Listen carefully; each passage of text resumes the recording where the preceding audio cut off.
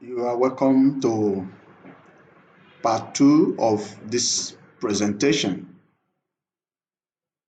If you have not listened to the part one of this presentation, I encourage you to look out for it and start with the part one. The part two is a continuation of the part one presentation. My name remains Christopher Agboile. The table of content remains the same. We've treated some of the items of this presentation in part one. So we're going to continue in this part two from where we left off in part one.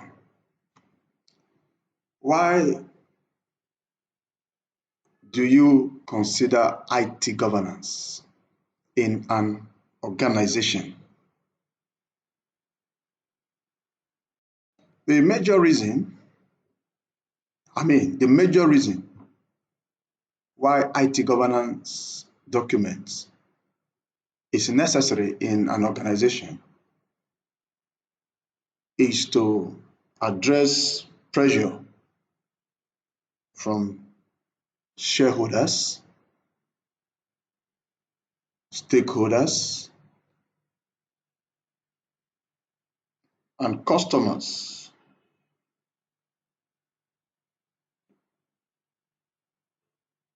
for value creation and also earnings.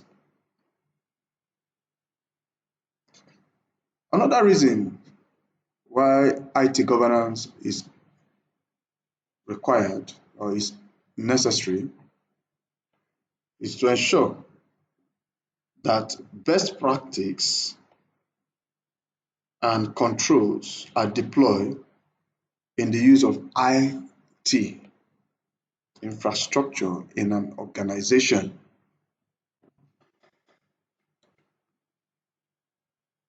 Because IT investment is huge, takes a lot of money to purchase IT resources, the infrastructures, the human resources. It takes a lot of money to invest in. Also,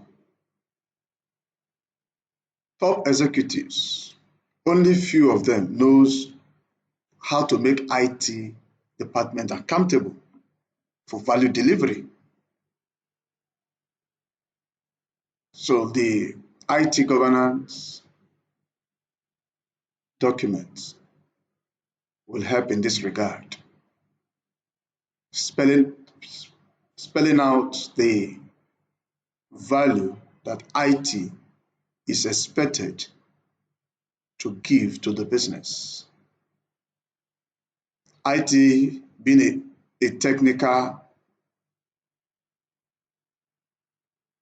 being technical, need a special governing tool in order to be able to measure it, and being too important to be ignored in an organization. IT itself introduces risks, inherent risks, and induced risk that need to be managed properly. So IT governance takes care of these fears in terms of risk management. Let us look at pressure for IT governance diagram. You have a triangle that contains IT governance, corporate governance of IT. You have evaluation, you have direct, you have monitor. Then outside the triangle, you have business needs, you have business pressure, you have business process. Business pressure is as a result of operations, business operations. They produce pressure for IT governance. Also growth, which is the business needs, also has its own pressure mounting for corporate governance of ICT. Now, if you look at the corporate governance of ICT, three boxes: direct. To direct, you need to have plans for policies. The policies are to direct the ICT projects and the ICT operations in the business process. And as business processes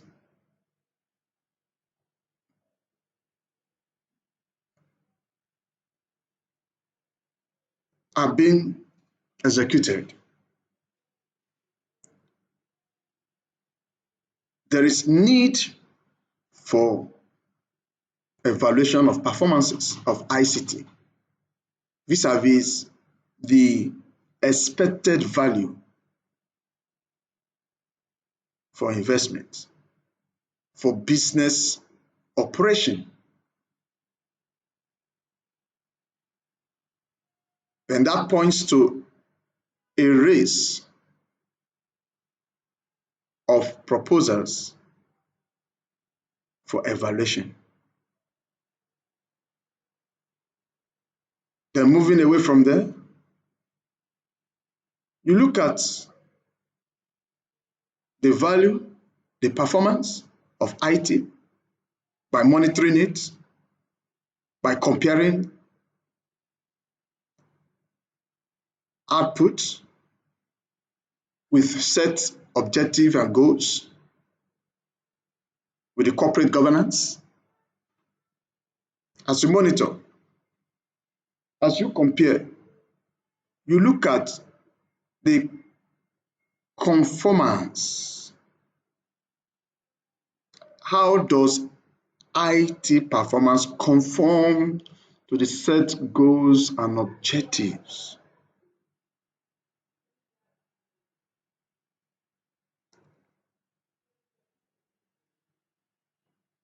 These are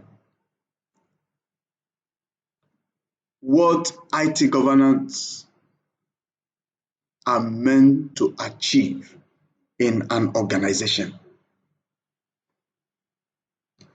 If the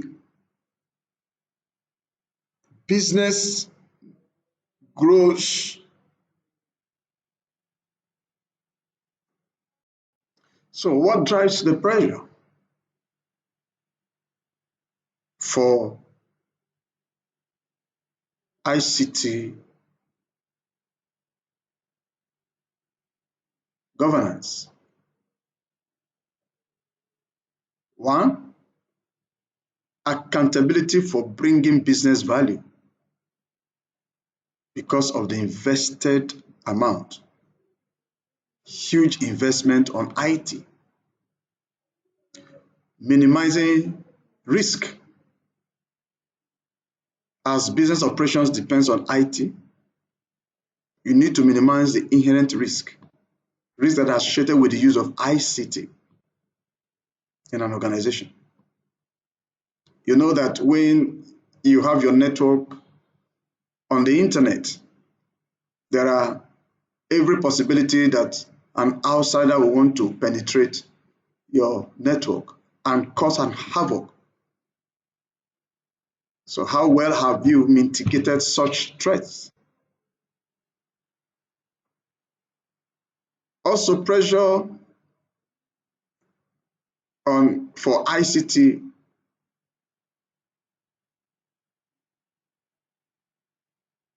governance can be resulting from regulators,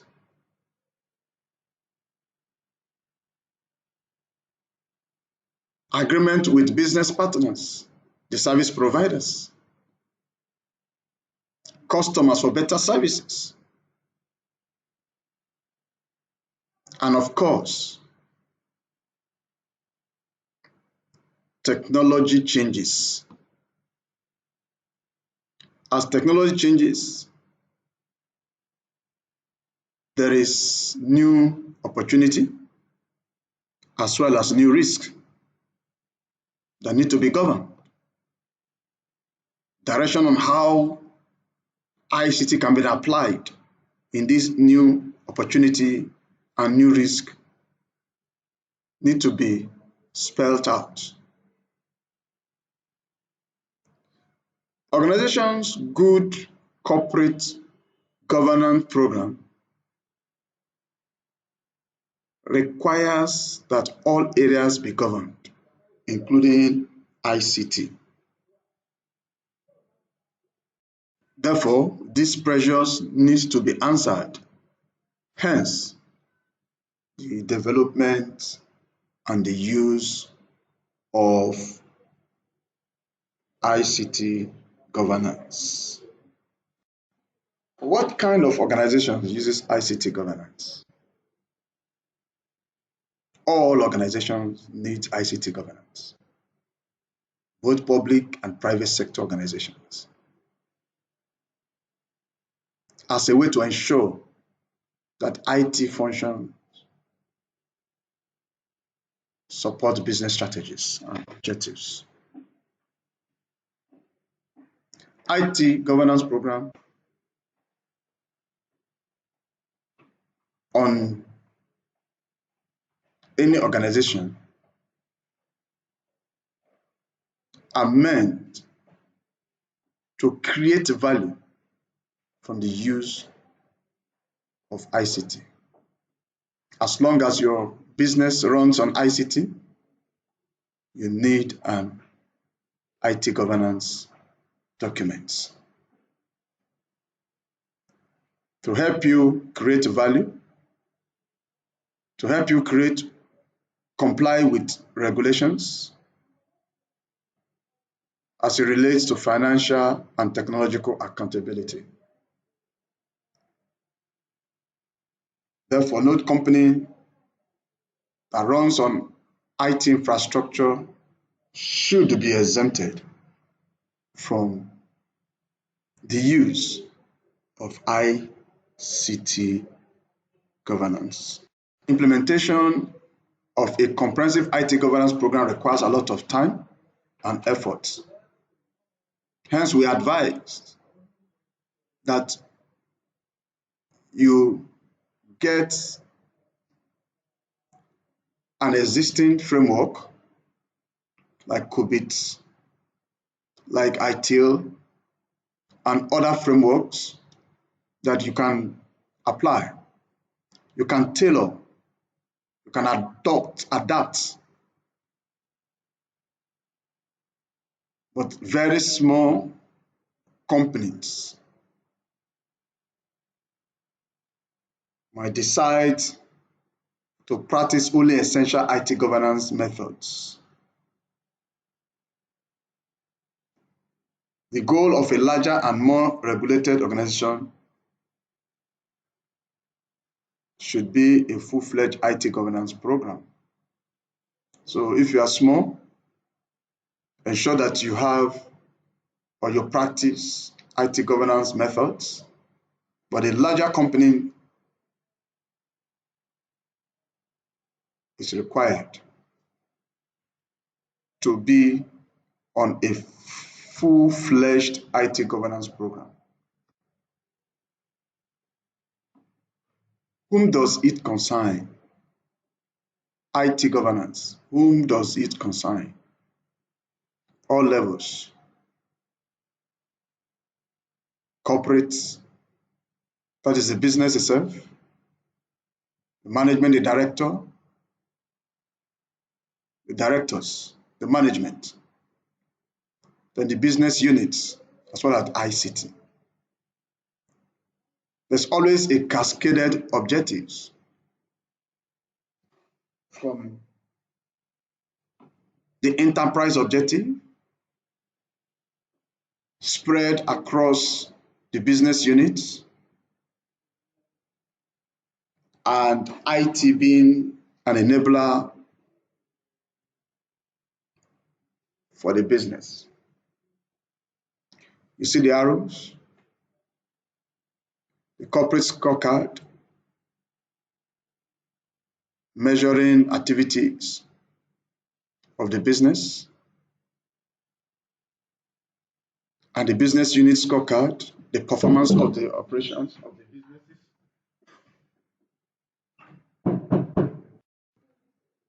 So the corporate scorecard objectives cascade to business units scorecard objective, which also cascade to ICT scorecard, as well as directly from corporate scorecard. Now, the IT manager provides information for decision making directly to the board of directors and the committee level executives, strategic executives. So all and sundry in the organization are concerned about IT governance. So let's look at the roles of the board of directors. The board of directors are to set the direction and the expected returns on IT. Remember, I said something about ICT steering committee at the board level. So they are to set direction and the expected returns on IT. They are to obtain IT assurance from IT audits.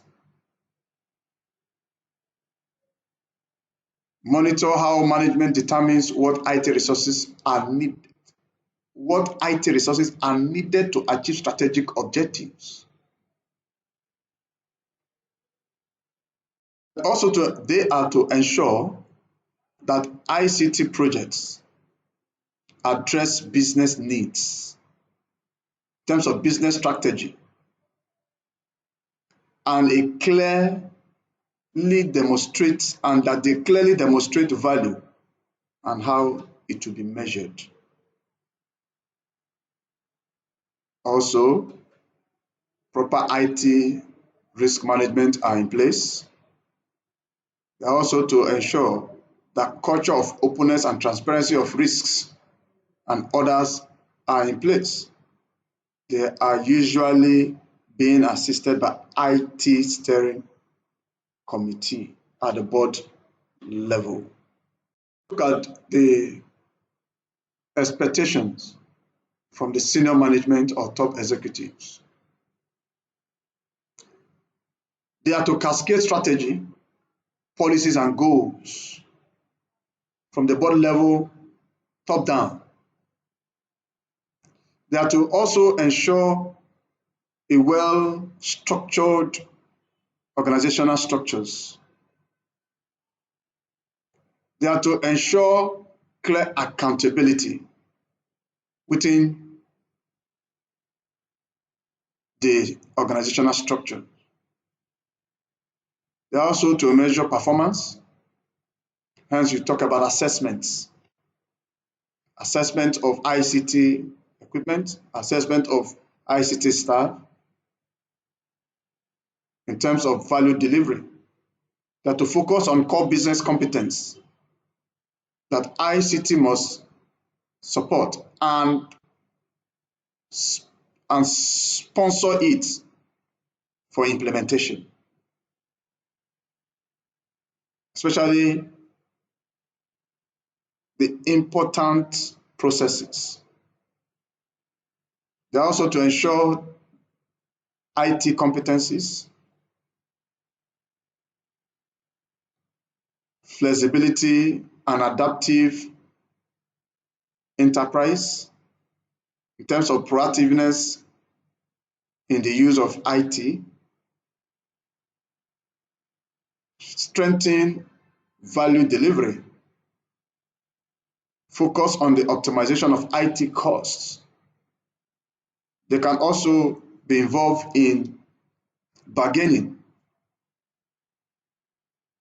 After an IT manager would have discussed with the vendor, there might be need for ICT steering committee to call for a meeting with the vendor, the providers, service providers. They are also to be clear about an external sourcing strategy. So the operational managers takes directives from senior management or top executive for implementation, while the senior management or top executive do the monitoring, the directing and the monitoring, as well as the evaluation. So with this, we come to the end of this part of the presentation. That's a part 2. Please look out for the part 3 of this series and continue from there. Thank you. Please do not forget to subscribe to my channel as a way of encouraging me to continue. Thank you very much.